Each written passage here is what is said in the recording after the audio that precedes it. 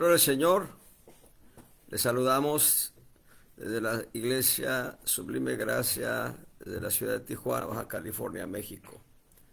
La Iglesia Sublime Gracia transmitiendo, hemos tenido nuestra reunión devocional a distancia, pero ya estamos ahora en esta transmisión virtual para todos.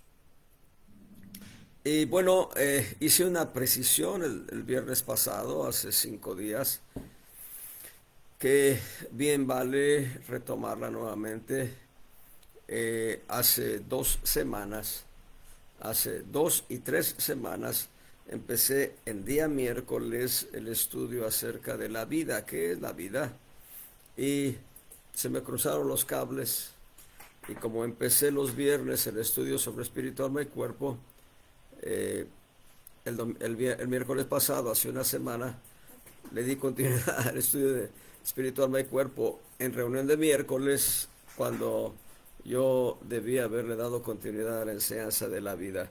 Y el viernes pasado tomé el turno de lo que era la doctrina espiritual del cuerpo para continuar, digamos, en un enroque, miércoles, viernes, viernes, miércoles, el tema de la vida. Hoy vamos a darle continuidad al tema de qué es la vida. Y espero el viernes próximo darle continuidad a la enseñanza de doctrina espiritual alma y cuerpo, que es, digamos, es una enseñanza trascendentalísima, la de espíritu, alma y cuerpo, porque partiendo de esa enseñanza podemos tener un entendimiento y una comprensión verdaderamente significativa de lo que es precisamente el plan de Dios para nosotros y de cómo lo cristaliza en una manera clara, en una manera muy, muy contundente a través de su palabra. Nos da una enseñanza completísima sobre ello. Así que retomemos el tema de la vida, aunque ya lo habíamos retomado el viernes pasado, pero retomemos el tema de la vida. Y antes de continuar con los puntos que hemos visto sobre 12 principios de vida que nos da la biología en una manera natural y que se van a reflejar en una manera espiritual en la vida de los creyentes, y después daremos un repaso a estos 12 principios partiendo ya de cómo participa Cristo en nosotros en cada punto. Y ese texto lo estaba leyendo yo apenas hace unos días.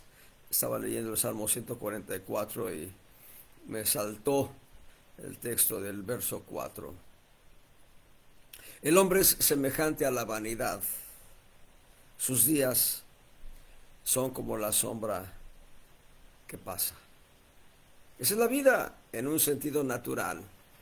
Aunque viviésemos 1000 años, Eclesiastés dice, aunque pudiésemos vivir 2 veces 1000 años, o sea, aunque viviésemos 2000 años, la vida en plano natural se acaba, se agota, se extingue en el plano natural.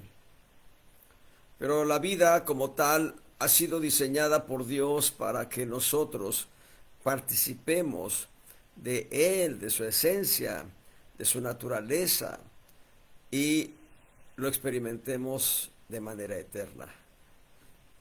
De ahí la distinción que hemos hecho ya en reuniones pasadas acerca de cómo la biología define la vida de una manera. Bios, la vida en el plano natural, pero psique en griego nos habla de la vida en el plano del alma, y zoe nos habla de una vida plena, una vida permanente, una vida que no se acaba, una vida que permanece.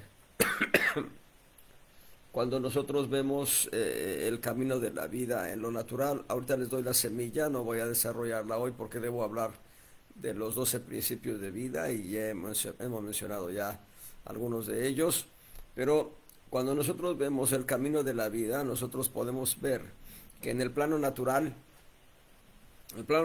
el ser humano aprende a hablar. Después de nacer aprende a hablar, aprende a caminar, aprende a desplazarse, a moverse, etcétera.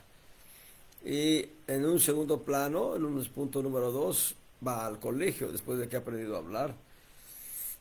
Número 3, tiene que aprender la sumisión y la obediencia. Número 4, empieza a crecer y llega al tiempo de la adolescencia. La adolescencia es un paso de madurez para el joven, pero al mismo tiempo muestra todo lo que adolece. La palabra adolescencia viene de el verbo adolecer, es su origen la palabra adolecer, y adolecer habla de lo que a uno le falta todavía, y al joven le falta crecer en madurez. En cierta ocasión, un hermano en Cristo le preguntaba a un apóstol, más que preguntarle, le hacía un planteamiento. Un planteamiento que leyó seguramente en algún documento o por un periódico o algo así.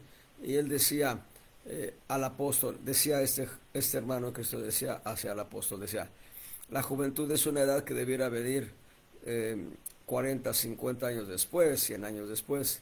Y el apóstol contestó con sabiduría y dijo, bueno, el hombre en su origen pudo vivir cerca de 1000 años y sin embargo se desvió y todos los pensamientos del hombre eran de continuo solamente el mal. Así que con esa afirmación aquel hermano en Cristo quedó satisfecho. Del cuarto principio, que es la adolescencia, en donde se padecen a veces muchas crisis y aflicciones, que en las 7 relaciones básicas lo veríamos con la cuarta relación de los tratos personales o de la vida personal. Después viene el número 5, que es la decisión sobre una carrera profesional, sobre un oficio, sobre una actividad con la cual pueda ganar dinero y sustentar sus propias necesidades. En el sexto principio, en la vida natural, se toma la decisión sobre una pareja. Hay quienes toman decisiones sobre varias parejas, pero bueno, eso es pecado. Y finalmente, número 7, el camino de la vida natural le lleva al ser humano a tener hijos, a trabajar. En el plano espiritual, el camino de la vida empieza por el conocimiento de la palabra de Dios. Número 2, el creyente enfrenta un mundo hostil.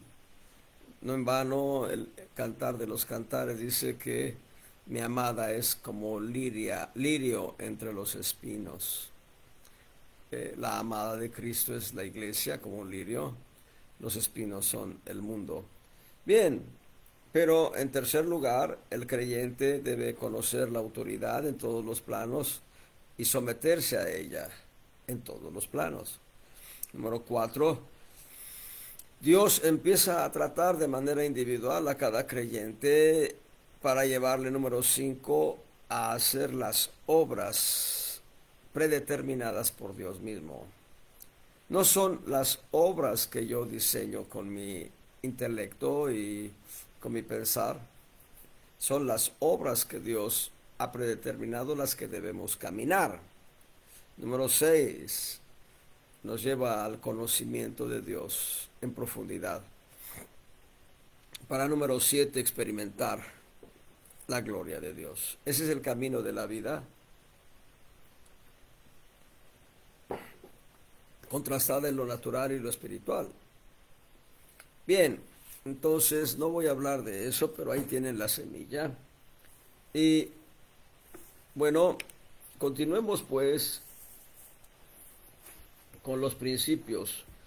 Habíamos mencionado, en primer lugar, un primer punto que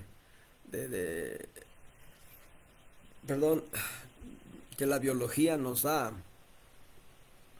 en cuanto a la vida misma. El primer punto nos enseña que toda vida viene de una vida preexistente. Cuando tocamos este punto hace 2 semanas, hubo un énfasis profundo sobre la eternidad de Cristo antes de la creación. Y podemos leer el texto de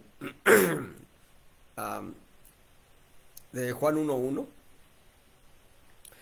Antes del principio de las cosas, el verbo, que es Cristo Jesús, ya existía. Y el verbo ya existía con Dios. Y el verbo en sí mismo es Dios. Y me parece que hasta donde recuerdo compartí con ustedes algunos puntos interesantes de cómo se da la unidad entre el Padre y el Verbo, o entre el Padre y el Hijo, desde antes de la creación. Y vemos, por mencionar solamente algunos textos válidos, en Génesis capítulo 22, Dios le dice a Abraham que sacrifique en holocausto a Isaac. Y cuando Abraham va a degollar a Isaac en el altar, quien habla es el ángel de Jehová. Pero cuando dice, veo que temes a Jehová, pues no me negaste a tu hijo, tu único. El ángel de Jehová ya está hablando como si fuera Jehová mismo. De hecho, Jehová es Cristo, Jehová es el Padre, Jehová es el Hijo. Jesús, la voz latinizada, en hebreo, Joshua, Josué o Joshua, o Yeshua. Yeshua es el nombre hebreo de Jesús, Yeshua. Y Yeshua significa Jehová salva. Es el nombre, Jehová salva. Y es glorioso ver, por ejemplo, en Isaías 63, espero no desviarme mucho, pero en Isaías 63 se habla del nacimiento de Jehová. ¿Cómo así? En realidad se habla del nacimiento de Jesús, el Hijo del Hombre. En Isaías 63, del verso 63 al verso, perdón, del verso 1 al verso 6, a ver, no, me equivoqué, es Isaías 60, corrijo. Isaías 60, del verso 1 al verso 7. Pero vean lo interesante, solamente por remarcar el tema de Jehová, dice en el verso 1, la gloria de Jehová ha nacido sobre ti. Ahí habla del nacimiento. En el verso 2 dice, en la parte final, sobre ti nacerá Jehová y sobre ti será vista su gloria. Pero dice nacerá Jehová. En realidad se refiere al Hijo del Hombre, Jesús. Y el verso 3, los reyes andarán al resplandor de tu nacimiento. Amados, es importante entender la manera en que se puede desglosar la escritura para poder comprender momentos en que la escritura habla del Padre, del Hijo, del Espíritu Santo. Pero el apóstol Juan, en primera de Juan, capítulo 5, verso 7, dice, estos tres son uno. Aleluya. No me voy a desviar más, entonces vamos a regresar al punto número 1 como repaso. Toda vida viene de una vida preexistente. Y nosotros ya leíamos el Salmo 104, cuando se refiere a que si Dios quita su espíritu, dejamos de ser. Si Dios envía su espíritu, somos creados. Bendito sea el Señor. Y no hay una forma de vida espontánea, no la hay. No hay forma de vida espontánea, no hay evolución. La vida es dada, simple y sencillamente la vida es dada. El tema de la evolución tiene muchos cuestionamientos que no ha resuelto la ciencia. La ciencia que afirma la existencia de la evolución, la ciencia y todos los seguidores de la mal llamada evolución. Digo mal llamada porque no existe, pero la, la ciencia y todos los seguidores de la evolución no han podido probar la evolución misma. La evolución misma no se puede probar porque eh, Charles Darwin, habló del eslabón perdido. El eslabón que une al simio con el hombre. No existe ese eslabón. Por más que lo busquen, no lo van a encontrar porque no existe. Porque la evolución contradice la creación.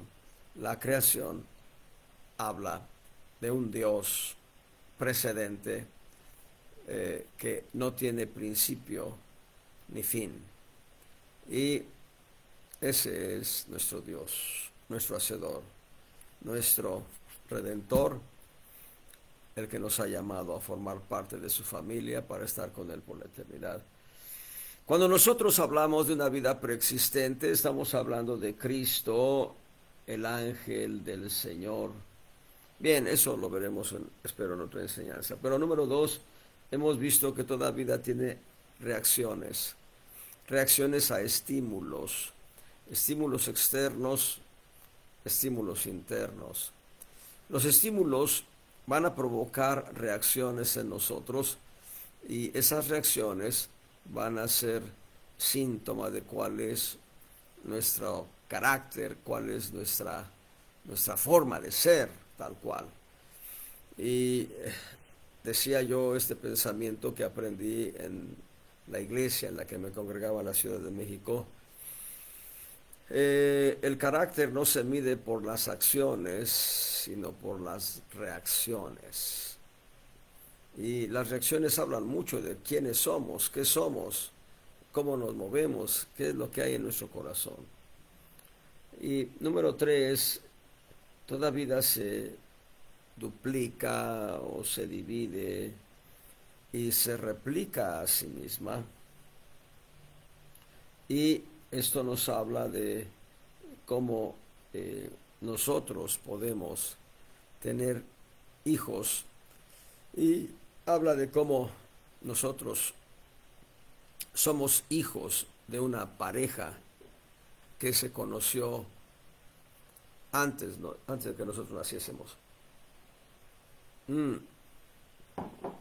Así que es importante saber que toda vida se reproduce, se duplica. Y número 4, toda vida se repara. Y si bien nosotros no tenemos la capacidad del cangrejo para que mutilada una pieza, una parte de nuestro cuerpo vuelva a crecer, por lo menos sí tenemos la capacidad de la sanidad de heridas. Me acabo de hacer una herida hace unas horas y parecía más grande y parecía muy roja, pero ahora ya casi no se ve. Si ustedes ven el dedo, no se ve gran cosa. Y eso es lo que está pasando, que el código genético que Dios puso en todo ser humano permite que se forme una costra y que esa costra empiece a reconstruir los tejidos de la piel. Así que tenemos esa virtud de Dios. Dios nos ha dado esa capacidad. Número 5. Toda vida tiene presente en sí misma lo que la ciencia llama la homeostasis. Las cosas permanecen iguales y podríamos mencionar los seres vivos. Los seres vivos se permanecen en condición idéntica o igual en el mantenimiento de sus células.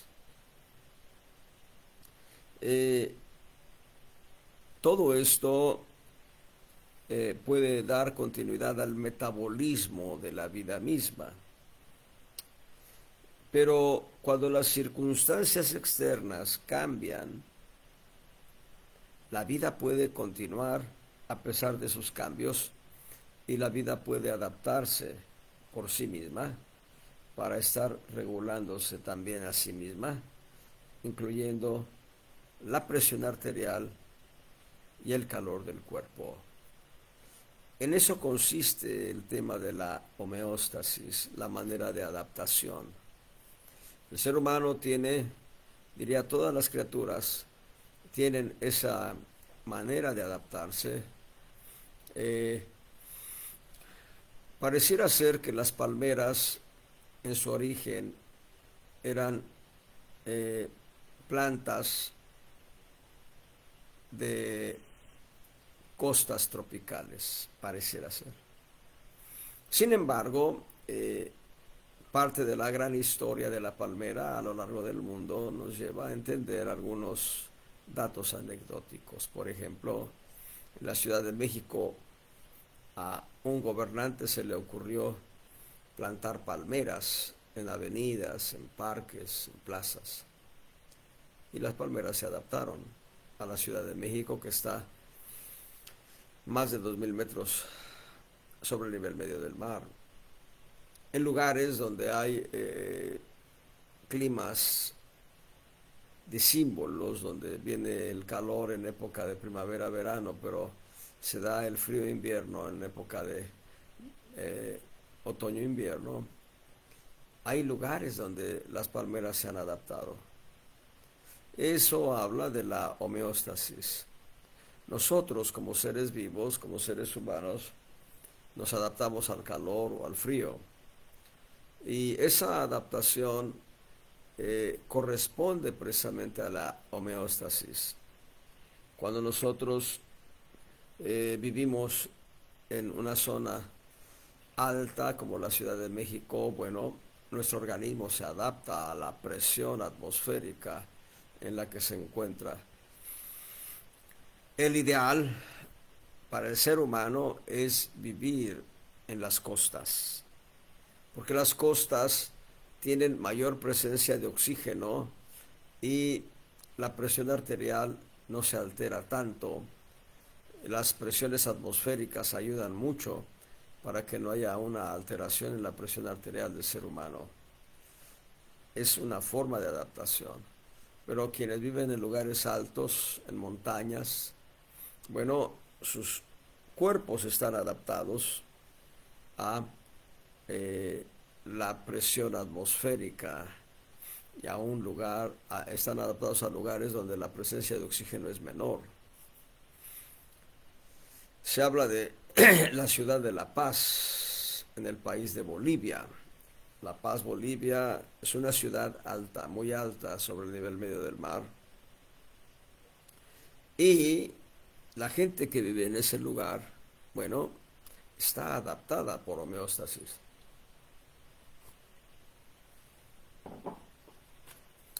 El equipo de Bolivia de fútbol soccer, cuando juega partidos internacionales, busca en su convocatoria que se den en La Paz, porque a esas alturas los equipos contrincantes van a tener mayor desgaste, mayor fatiga y cansancio.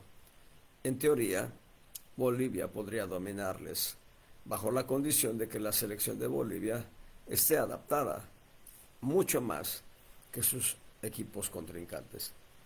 Así que la homeostasis nos permite a nosotros adaptarnos. En razón de temperatura, el cuerpo también se adapta. La temperatura ambiente adecuada para todo ser humano, diríamos, el paraíso es 22, 23 grados centígrados. Vamos a dejarlo en 23 grados centígrados. De 22 a 24 es el parámetro de temperatura ambiente adecuada, la temperatura del paraíso.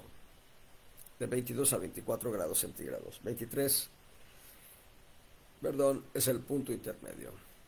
Pero ya el planeta está siendo poblado hay poco terreno por poblar ya.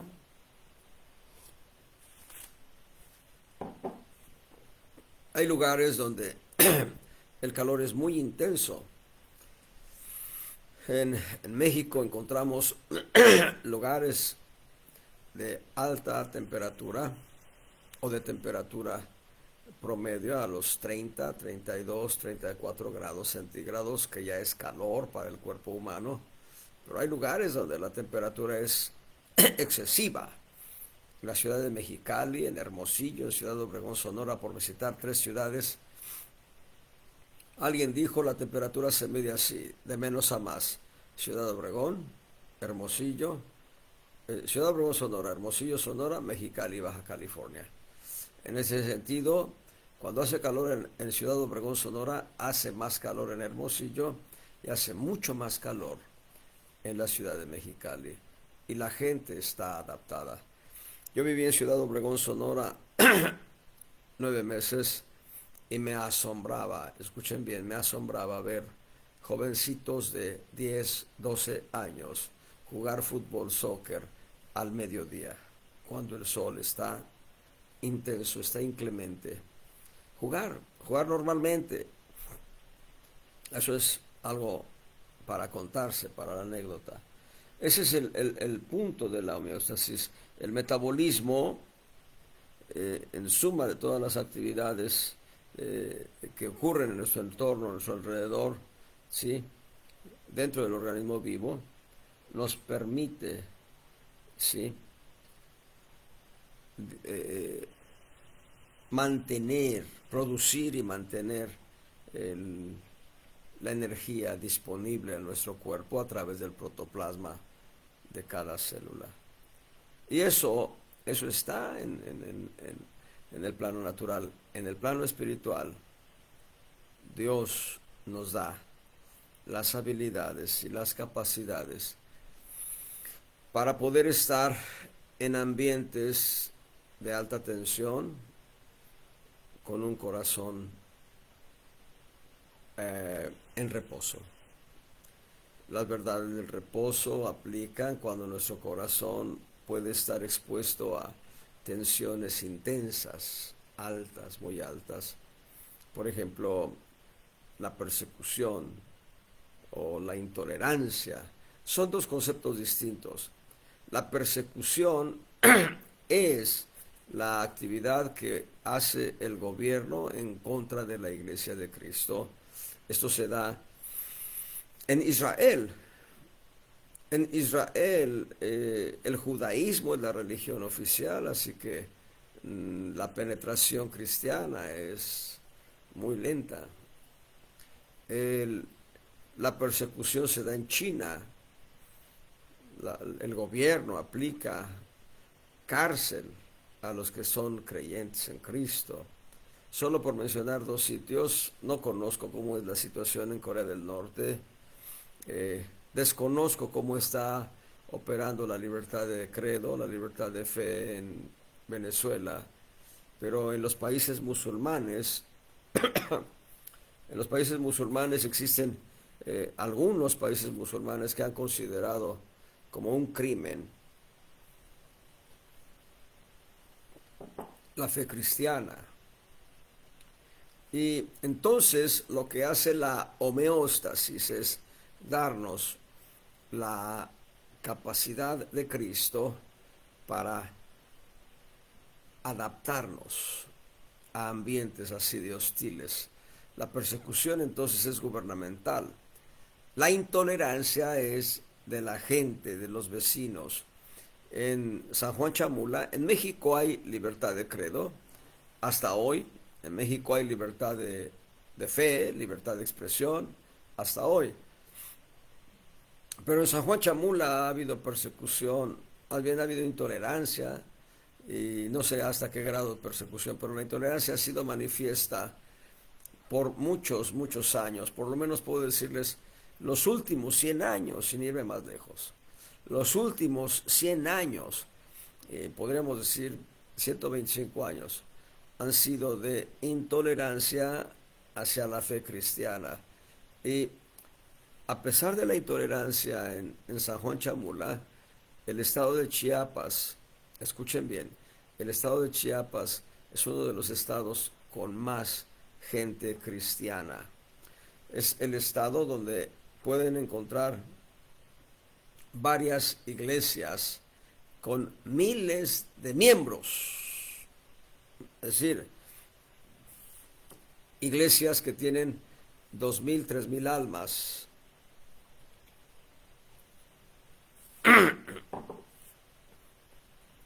En el estado de Chiapas hay iglesias con 500 miembros, en fin. Esto a pesar de que en San Juan Chamula hay intolerancia. Hay intolerancia en otras entidades federativas, el estado de Puebla, por ejemplo, o la ciudad de Guadalajara. Bueno, ya hoy Guadalajara ya no tanto, porque la comunidad ha crecido y eso ha dado pauta a que también crezca el Evangelio.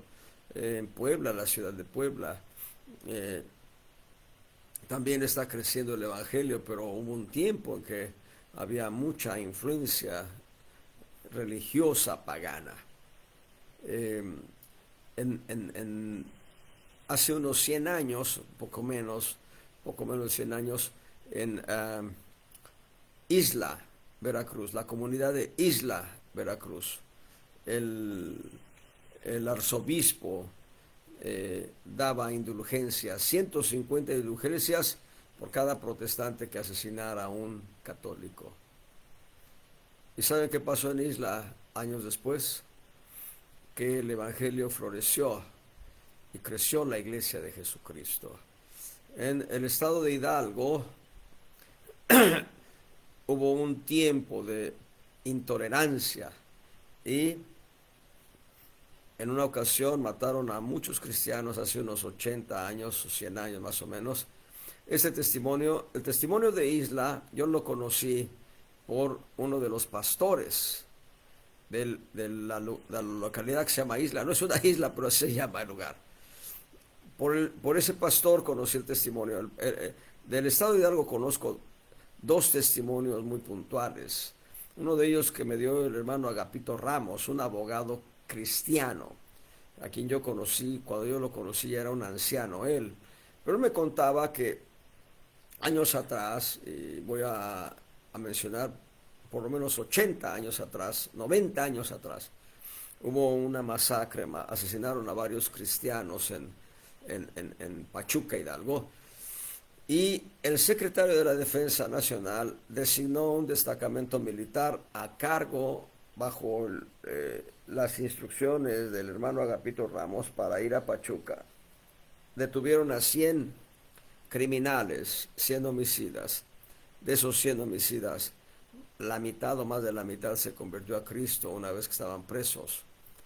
Y me acuerdo ahorita olvidé el nombre, pero el pastor, un pastor que era ya también un hombre anciano, cuando yo lo conocí, este pastor estaba en un lugar cercano a El Tepe. El lugar se llama Pueblo Nuevo. Este hermano en Cristo, siendo muy joven, abrazó la fe de Jesucristo, él y su esposa. Y por ser los únicos cristianos de ese lugar, tenían que irse al monte a dormir porque en las noches llegaban a balacear su casa.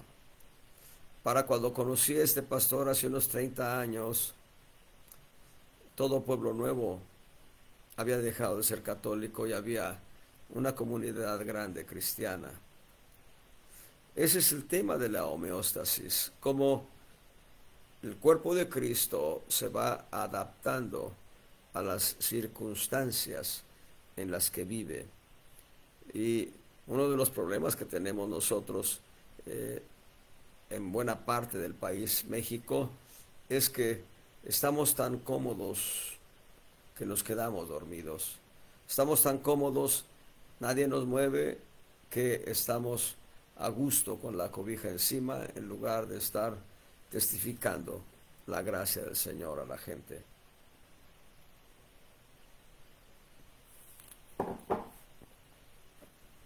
Ahí está la energía de Cristo fluyendo en cada célula viva que es cada creyente en el cuerpo de Cristo para su adaptación a cualquier circunstancia externa. Número 6. Toda vida consiste obviamente en células vivas. Células vivas. Y nuestro cuerpo humano tiene, escuchen bien, de 60 a 100 trillones de células. Nuestro cuerpo, el cuerpo humano nada más, un solo cuerpo humano tiene de entre 60 y 100 trillones de células vivas. ¿Qué es un trillón? Es un millón de millones de millones. Un millón, bueno, la unidad elevada a un millón de veces. Perdón, un billón, perdón, con B grande, un billón, millón de millones. Trillón, millón de billones, diríamos. El trillón es un millón de billones o un millón de millones de millones. Y nada más eso está en nuestro cuerpo. No recuerdo si fue Pablito, mi hermano Pablito Cárdenas, quien me dijo, o yo lo leí o lo vi en un video, que unidos todos los cromosomas de vida del ser humano, alcanzan a ir a la luna y regresar, algo así, o a darle la vuelta completa a toda la Tierra. Imagínense, con 100 trillones de células vivas unidas, podríamos darle la vuelta a toda la Tierra y sobrar espacio. Es interesante. Toda vida consiste en células vivas y esto nos habla de cómo Cristo tiene un cuerpo con millones de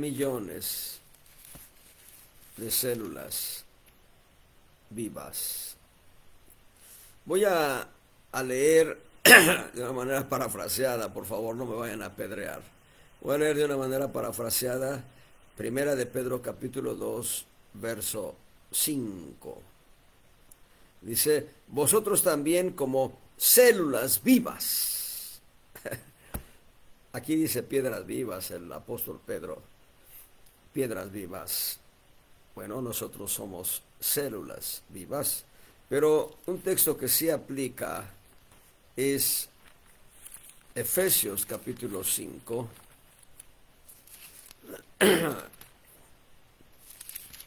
Efesios capítulo 5, verso 30. Fíjense bien cómo lo dice. Efesios 5:30. Porque somos miembros de su cuerpo, del cuerpo de Cristo, de su carne y de sus huesos. Un detalle que sucede cuando hay muerte en alguna parte de nuestro ser, el dolor de la muerte es intensísimo.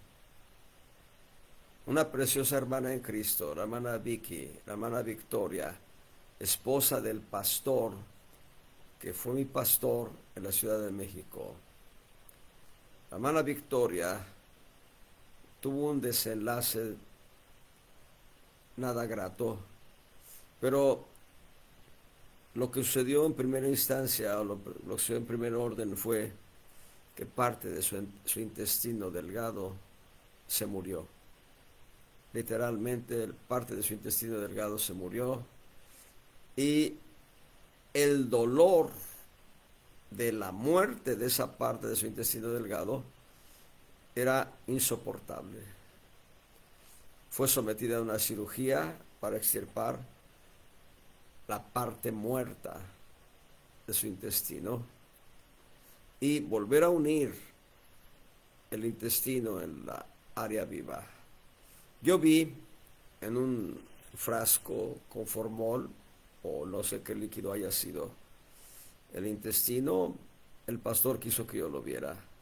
Yo no estaba de morboso ni nada. Yo ni sabía. Fue el pastor el que me dijo, todo esto le cortaron a mi esposa, porque esto estaba muerto según los médicos. El dolor de la muerte es intenso cuando uno todavía está vivo. Perder un miembro, perder una parte de nuestro ser es doloroso. Pero el punto está en que nosotros formamos parte del cuerpo de Cristo como creyentes somos células vivas. Y aquí tienen una semilla, amados hermanos. Cada uno de nosotros como creyente, tú como creyente, hombre o mujer, aunque seas una mujer, no importa, no hay discriminación, Dios no discrimina a nadie. Quien sea, y perdón, el aunque, no quiero que sea una ofensa, perdón, de veras, perdón, muchas veces perdón. Hermanos, cada uno de nosotros como célula viva trae el código genético para formar una iglesia local. Si llegamos a un sitio donde nunca ha habido iglesia, donde no hay iglesia, donde no se ha predicado el Evangelio. Eso es lo que traemos nosotros como un código de reproducción, como por ser células vivas del cuerpo de Cristo. Eso es lo que traemos nosotros. La capacidad de que se levante una iglesia por el conocimiento que tenemos nosotros del Evangelio. Les he contado el testimonio de aquella hermana en Cristo, una mujer misionera junto con su esposo. Llegaron al África, fueron aldea por aldea, llegaron a una aldea finalmente. El jefe de la tribu les dijo que se establecieran en una loma, una montaña, y el jefe de la tribu permitía que un pequeño fuese a venderles huevo, leche, pollo. Y esta hermana en Cristo, esta misionera, evangelizó a ese pequeño. Ella murió, fue sepultada ahí. El esposo viudo con una niña, bebé recién nacida en brazos, abandonó el lugar. Ahí se levantó una iglesia cristiana por ese jovencito que recibió todas las semillas del Evangelio, y la comunidad entregó su vida a Cristo y la comunidad empezó a evangelizar fuera a otras comunidades y se levantaron iglesias y se levantó una gran cadena radiofónica para transmitir el Evangelio con una célula viva. Tú tienes el código genético para que se levante una iglesia, ya sea en la acción de Dios a través de ti o en la acción de Dios a través de aquel a quien tú evangelices.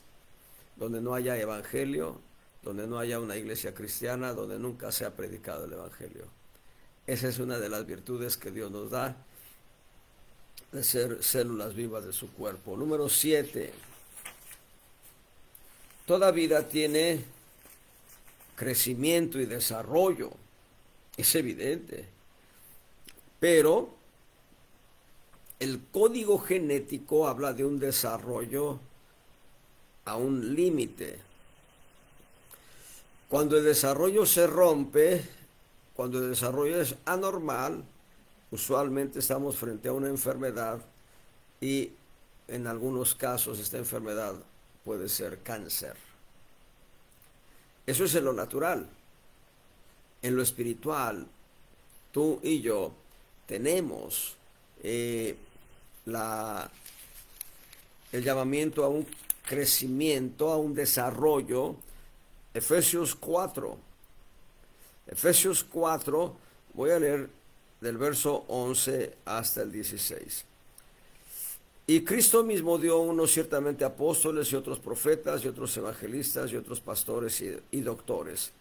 Vean, para la perfección de los santos, para la obra del ministerio, para edificación del cuerpo de Cristo.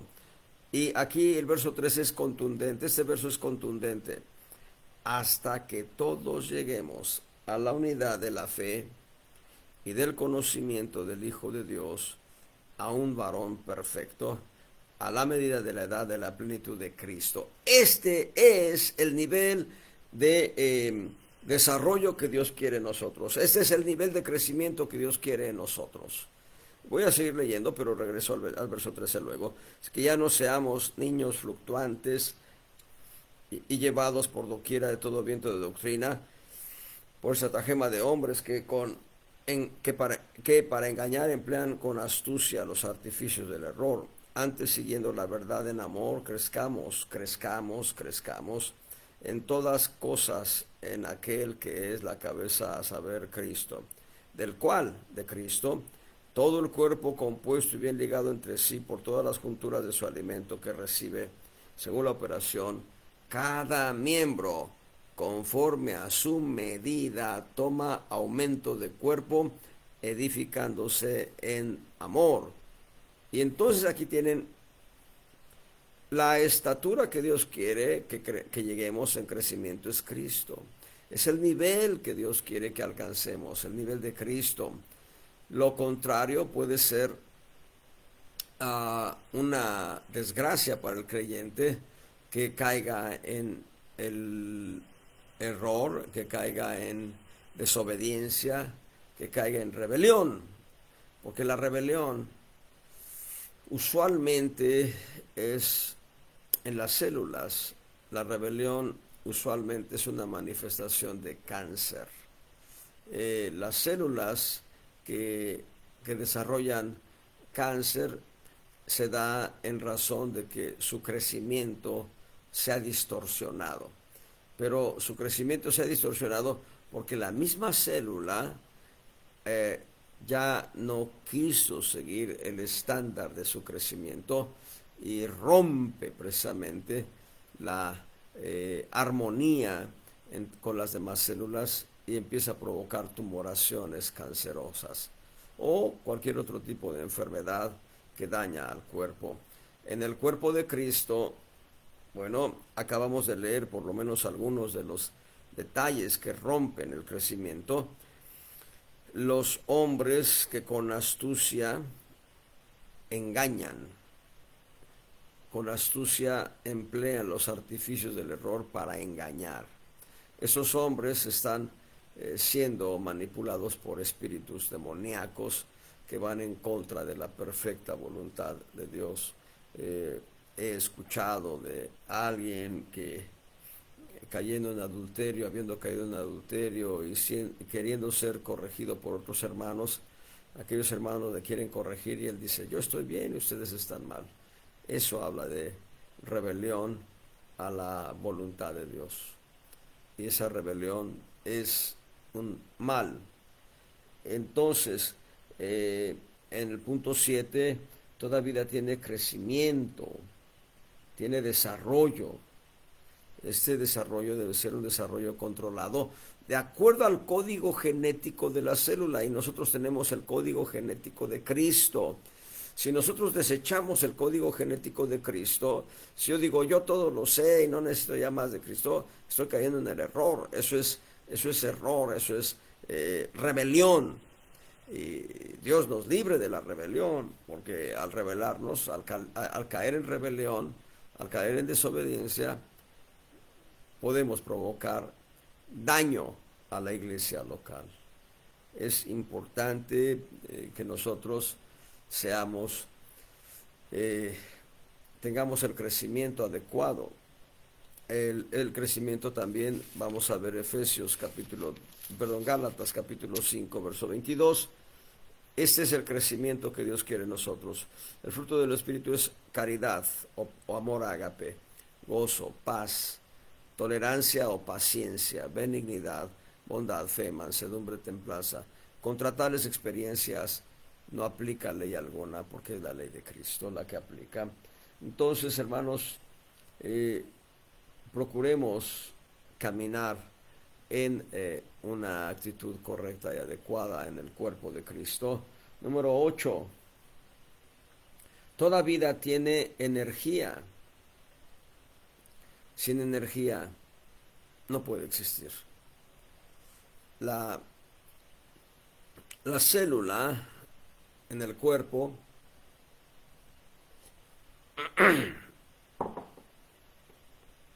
la célula en el cuerpo va a transformar el azúcar en energía. Eso es en lo natural. El problema está cómo se alimenta el cuerpo. Ahí es donde radica el problema real. Hay quienes comen por la manera en que se ve el alimento. Ya desde que ven la fotografía o la imagen de cómo quedó preparado un plato, hasta la boca empieza a segregar saliva como un proceso previo a la digestión. Otros gustan, escuchan, ¿no? En tal lugar sirven unos tacos así, sirven unas tortas así, sirven, y empieza uno a escuchar y, oh, eso se escucha bien, agrada al palpitar del corazón, del apetito del alma. Y entonces lo que sucede es que hay quienes comen por la recomendación escuchada, otros comen por la manera en que se ve. Bueno, hay quienes eh, comen por cómo el, el aroma grato de aquello que está disponiéndose para servirse llega al olfato. Otros comen por, y aquí difiero entre el tacto y el gusto, otros comen por cómo el alimento se diluye en la boca, hablo del tacto, o cómo cruje aquello que uno está comiendo, el tacto. Pero también hay quienes se alimentan por el sabor a través de las papilas gustativas, empiezan a degustar el sabor, pero hay, yo diría, la receta única que debiéramos seguir es comer por aquello que nos alimenta. Pero también, como dice Eclesiastés, comer solo por refacción. En una ocasión escuché una anécdota, en una predicación obviamente, escuché una anécdota de un apóstol decía que en China hay ciertas jornadas para ciertos lugares, ciertas comunidades donde se prepara comida en abundancia y están comiendo, y cuando ya están satisfechos salen a un lugar y vomitan para tener otra vez el estómago vacío y seguir comiendo. Eso no es correcto. Y por eso, de acuerdo a las disciplinas de cómo comemos, vienen problemas al cuerpo físico. Dios quiere que tengamos la energía suficiente a través de la alimentación por refacción y transformar la glucosa en fuente de energía. Si tú comes y no haces ejercicio, la azúcar puede convertirse en grasa, el hígado puede convertir en grasa tus azúcares y puede saturarse el hígado con grasa. Y los azúcares tienen que ser desdoblados a través de la insulina que genera el páncreas. Y alguien me dijo que el páncreas es un órgano vital que se va exprimiendo, como si se fuera secando, como una esponja, pero que ya no regresa a su estado natural, sino que se exprime. Y cuando ya no tiene manera de exprimirse, ya no va a generar insulina o va a generar insulina insuficiente. Hermanos, es importante que nosotros transformemos la palabra de Dios, ya en el plano espiritual, transformemos la palabra de Dios en una fuente de energía. Que seamos hacedores de la palabra de Dios, no solamente oidores, sino hacedores de la palabra de Dios. Número 9. Toda vida revierte el proceso natural de retroceso causal en ordenado.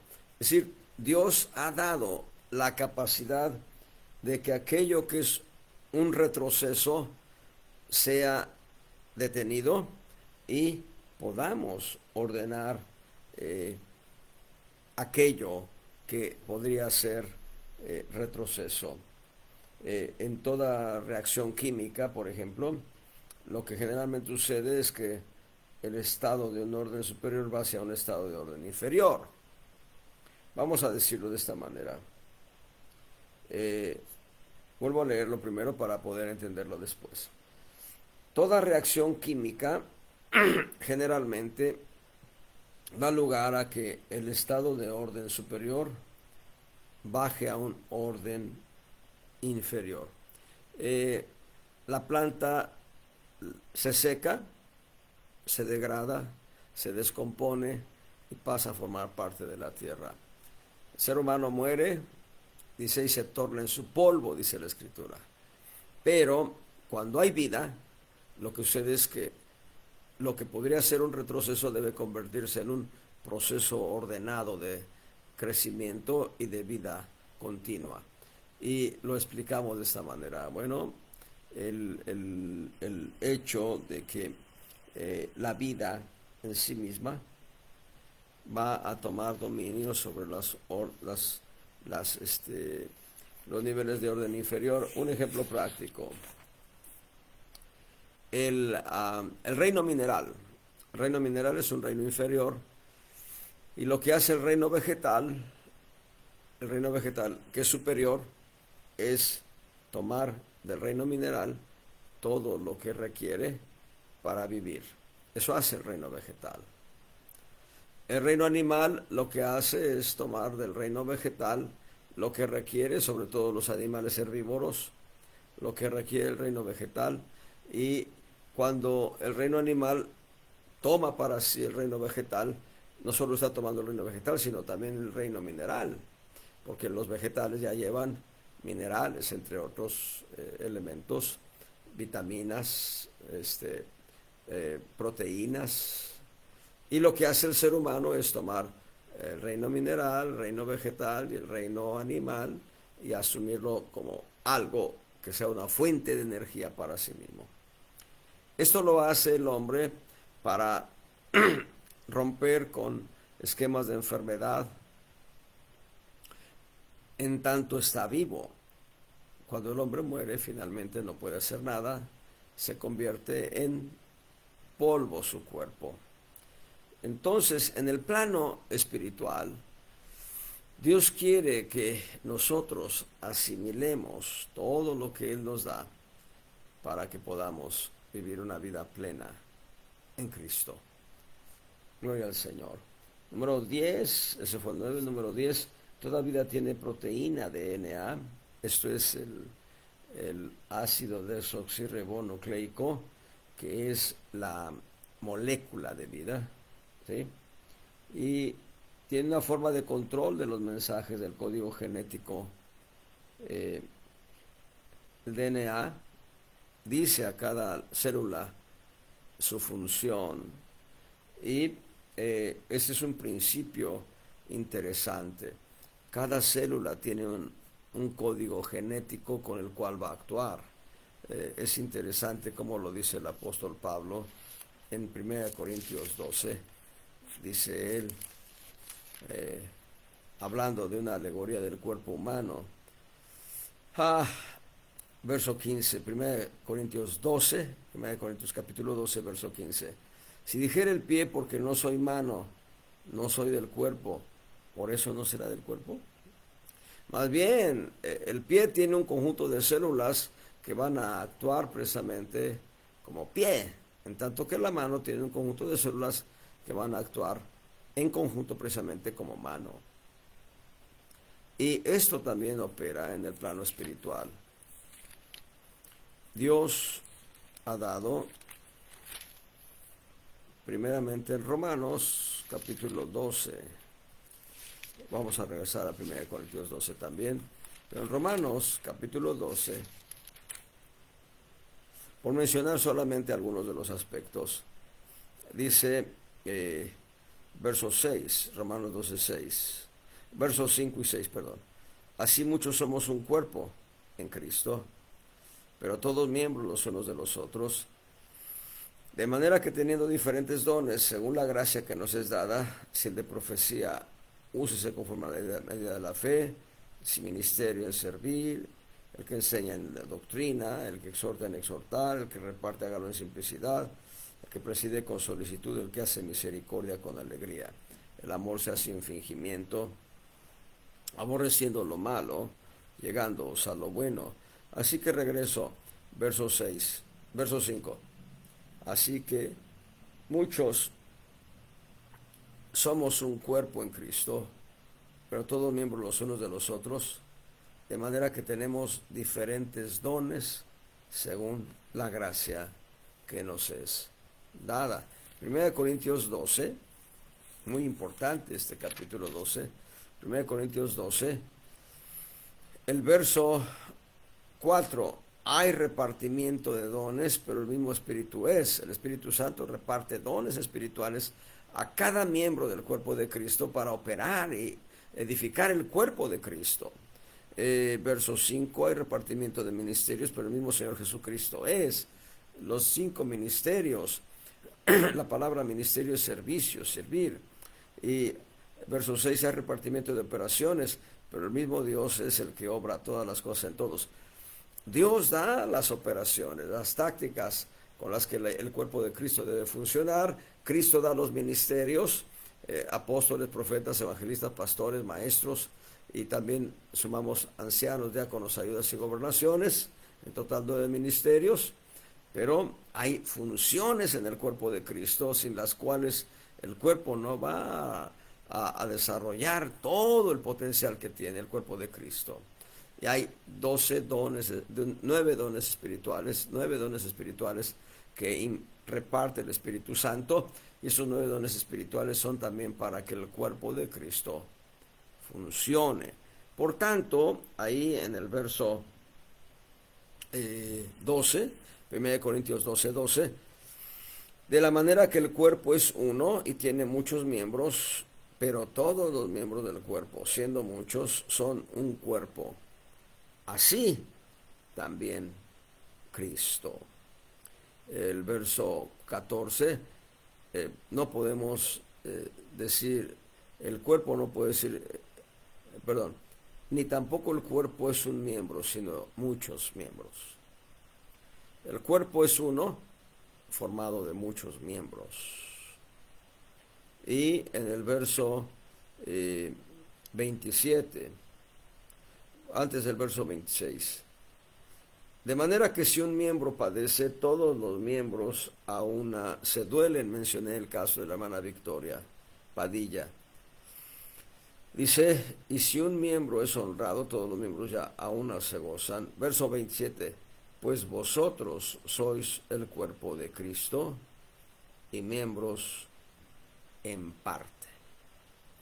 Y ahora, verso 28, y a unos puso Dios en la iglesia primeramente apóstoles, luego profetas, los terceros doctores o maestros, luego facultades, luego dones de sanidades, ayudas, gobernaciones, géneros de lenguas.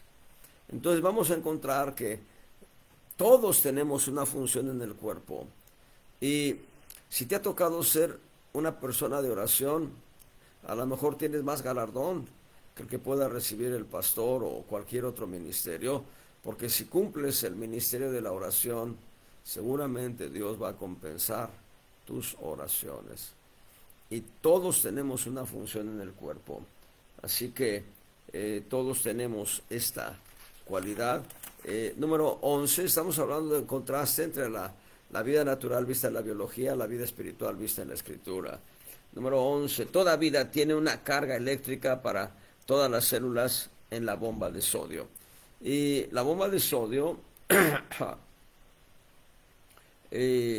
habla de me parece que es la función del corazón, sí. La bomba de sodio habla de la función del corazón.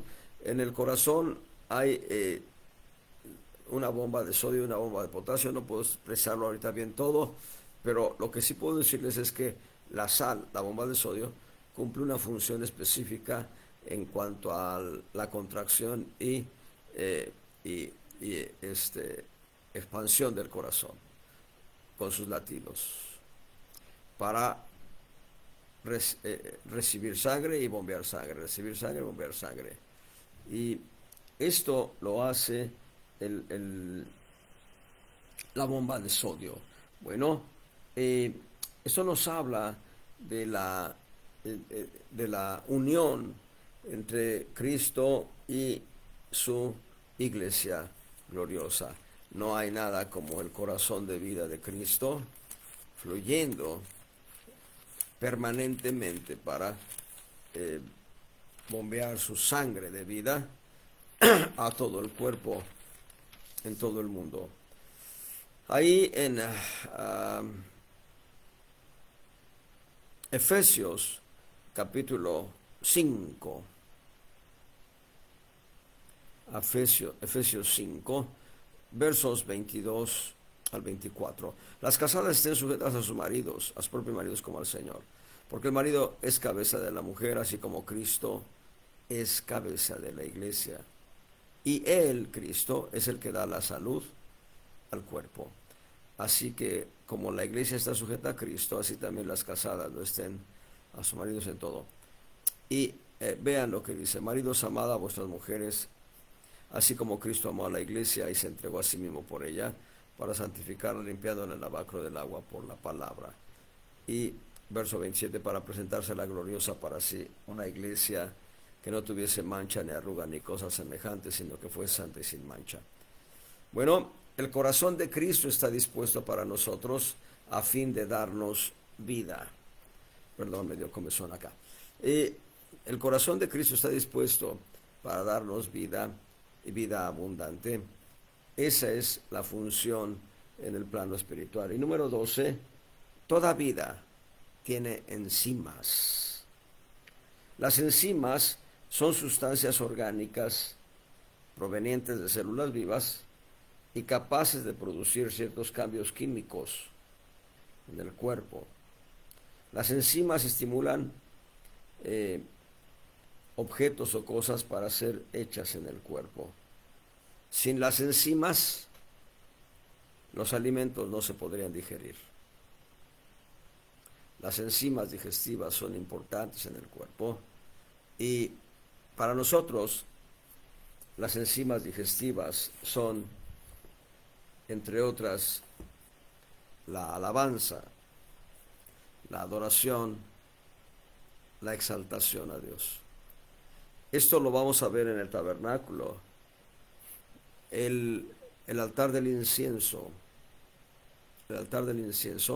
antes del altar del incienso, la mesa de los panes de la proposición.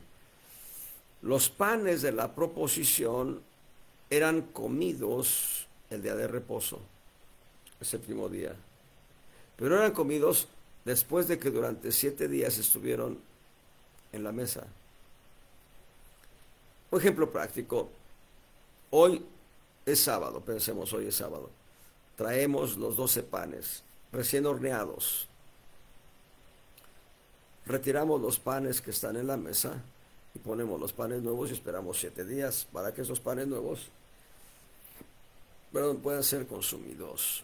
Bueno, pero los panes que se retiran de la mesa han estado 7 días en la presencia de Dios. Eso es lo importante y trascendente de las enzimas digestivas espirituales. El pan espiritual debe estar en la presencia de Dios 7 días. Pero ahora, cocinemos un bolillo hoy y dejémoslo a la intemperie. Después de 7 días va a estar muy duro, ¿verdad? Bueno, lo que hacían los sacerdotes era agregar incienso al pan para que estuviese comible el séptimo día. Vean de qué nos habla el incienso. Apocalipsis capítulo 8.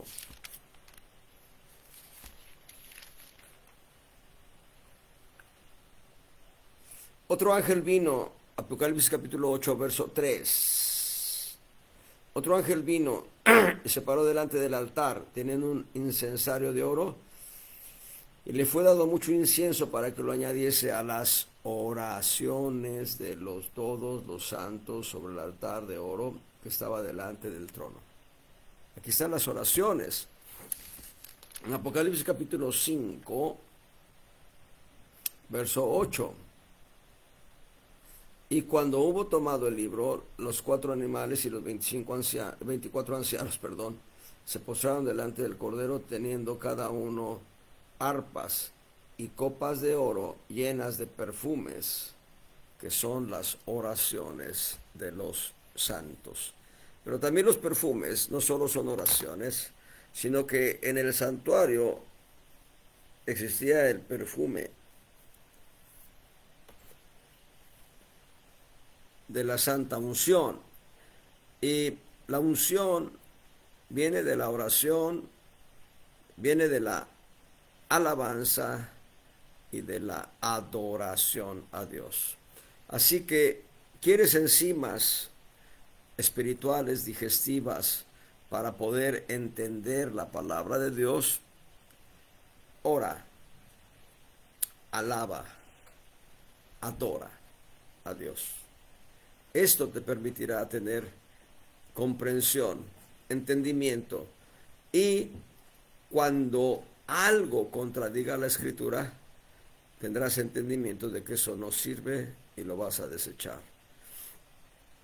Nosotros, hace rato mencioné cómo nos alimentamos. Nosotros no debemos alimentarnos de chatarra espiritual. ¿Hay chatarra espiritual? ¿Cómo no? Claro que sí. Muchos libros de teólogos tienen que leerse con el discernimiento del Espíritu Santo. Un precioso hermano en Cristo me regaló un libro así de grueso. Así de grueso. ¿Ven ustedes mi Biblia? Bueno, así como la ven la Biblia, más alto, así. Un libro más alto, muy alto. Era más o menos grueso, acerca de Corintios. El mejor de los teólogos contemporáneos de la iglesia luterana escribió ese libro. Leí solamente unas palabras, vi que no tenía sentido, así que no quise invertir mi tiempo en leer eso. Era alimento chatarra. Otra ocasión, un precioso hermano en Cristo, él ama al Señor, pero no ha tenido un entendimiento de lo que es el orden de Dios, el orden divino, pero ese hermano en Cristo me mandó, no sé si eran un apunte de diferentes teólogos en promedio de más de 100 hojas o bien 100 páginas. No recuerdo si era un libro, pero le di una leída de vuelo de águila para poderle decir, oye, ya leí todo lo que me enviaste. Él estaba muy contento. Oh, ¿cómo estás? Seguramente te edificaste. Le dije, no me edifiqué. Le digo, se pueden escribir cientos de libros en contra, digo, de ese apunte que me diste. Ese apunte no tiene ni pies ni cabeza, ni está bien hecho. Alimento chatarra. Tengamos cuidado con los alimentos chatarra. Y para eso, las enzimas digestivas espirituales se pintan solas. Oración, alabanza, adoración. ¿Vas a ver qué es lo que va a suceder? Bueno, va a suceder esto. Es Lucas, capítulo 24.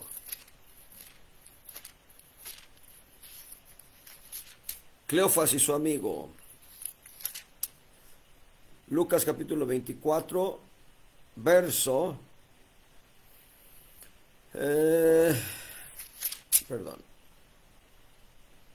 Verso 30 y 31. Aconteció que estando sentado Cristo con Cleofas y su amigo, sentado Cristo a la mesa con Cleofas y su amigo, con Cleofas y el amigo de Cleofas, tomando el pan Cristo, bendijo y partió y les dio. Entonces fueron abiertos los ojos de ellos y le conocieron, mas él se desapareció de los ojos de ellos. Verso 32.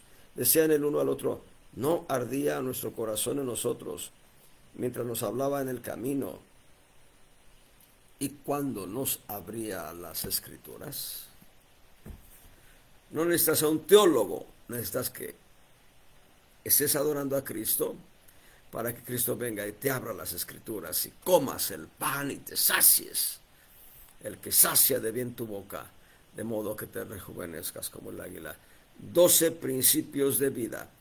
Si a Dios no dispone de lo contrario, espero la próxima semana repasar estos 12 principios de vida, pero ahora a la luz de 12 diferentes roles que Cristo cumple respecto de su iglesia. Dios les bendiga abundantemente, amados hermanos.